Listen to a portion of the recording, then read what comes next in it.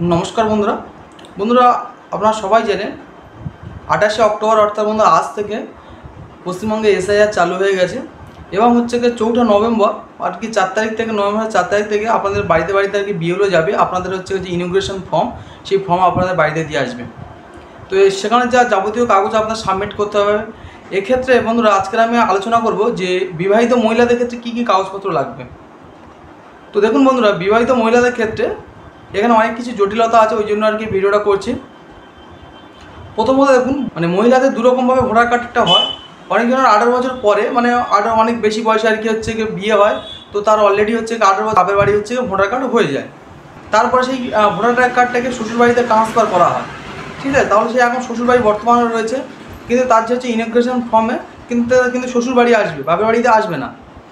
আর যাদের হচ্ছে এখন মতো ট্রান্সফার হয়নি তাদের ক্ষেত্রে বাপের বাড়িতে আর কি ইনোগ্রেশন ফর্ম যাবে। তো এবার দেখুন বন্ধুরা, এই যে শ্বশুরবাড়ি আপনার ফর্মটা এসছে, তো এক্ষেত্রে আপনার কী কী ডকুমেন্টস লাগবে। তো এক্ষেত্রে আমি বলে রাখি, দেখুন বন্ধুরা, এখানে যে 11টা ডকুমেন্টসের লিস্ট, পুরোটা আর কি আমি ডিটেলসে বলছি না, যেহেতু তার মধ্যে যেগুলো আর কি আপনার স্কুল সার্টিফিকেট আছে, আপনার সিলকার সার্টিফিকেট আছে, এই যে ডকুমেন্টসগুলো আছে, এই ডকুমেন্টসের মধ্যে একটা ডকুমেন্টস লাগবে। এবং যদি আপনি, ঠিক আছে, 2002 সালের আগে যদি হচ্ছে কি আপনি ভোটার হয়ে থাকেন এবং সেটি যদি আপনার বাপের বাড়ি হচ্ছে কি সেই ভোটার লিস্ট থেকে থাকে সেই হচ্ছে বুথে, তো সেই ভোটার লিস্টের আর কি জেরক্সটা লাগবে 2002 সালের পরে, ঠিক আছে। এবার আমি বলি, যেসব মহিলাদের, ঠিক আছে, বিয়ে হয়ে গেছে, ঠিক আছে, এবং 2002 সালে যাদের ভোটার লিস্টের নাম নেই, তো তাদের ক্ষেত্রে কী কী লাগবে। তো তাদের ক্ষেত্রে হচ্ছে তার হচ্ছে বৈধ যে 11 ডকুমেন্টসের যে কোনো একটা ডকুমেন্টস লাগছে, এবং তার হচ্ছে কি তার হচ্ছে পিতা হচ্ছে কি ভোটার 2002 সালের ভোটার লিস্টের জেরক্সটা লাগবে, ঠিক আছে। এবার হচ্ছে অনেকের প্রশ্ন থাকতে পারে যে হচ্ছে কি আমার তো হচ্ছে কি বিয়ে হয়ে গেছে, আমার টাইটেল চেঞ্জ হয়ে গেছে, আমার হচ্ছে কি স্কুল সার্টিফিকেট কিংবা হচ্ছে সিলকার সার্টিফিকেটে তো নামের মানে যে বানানগুলো আর কি, মানে যে টাইটেল আর কি চেঞ্জ হয়ে গেছে। বন্ধু, এতে কোনো প্রবলেম নেই, কারণ সিলকার সার্টিফিকেটে তো টাইটেল চেঞ্জই হয় না, এবং হচ্ছে যে আপনার স্কুল সার্টিফিকেট সেগুলোরও টাইটেল চেঞ্জই হয় না, ঠিক আছে। আপনার যে কোনো একটা ডকুমেন্টস আর কি দিয়ে দিতে পারেন, যে 11 ডকুমেন্টসের ভিতরে।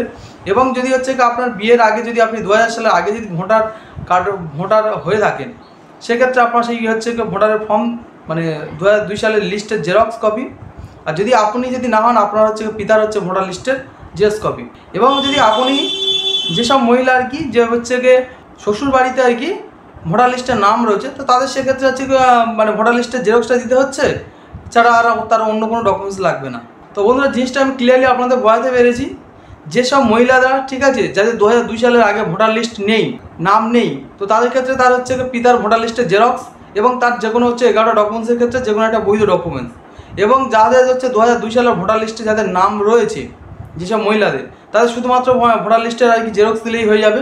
আর বন্ধুরা, আপনারা যেটা জানবেন যে যেসব হচ্ছে নতুন আজকে বিয়ে হয়েছে যেসব মহিলাদের, ঠিক আছে, যে হচ্ছে এখনো পর্যন্ত ভোটার কার্ড ট্রান্সফার হয়নি, তাদের কিন্তু ইমিগ্রেশন ফর্ম তাদের কিন্তু তার বাপের বাড়িতে আসবে, শ্বশুর বাড়িতে কিন্তু আসবে না। এই কটা হচ্ছে আপনারা মাথায় রাখবেন।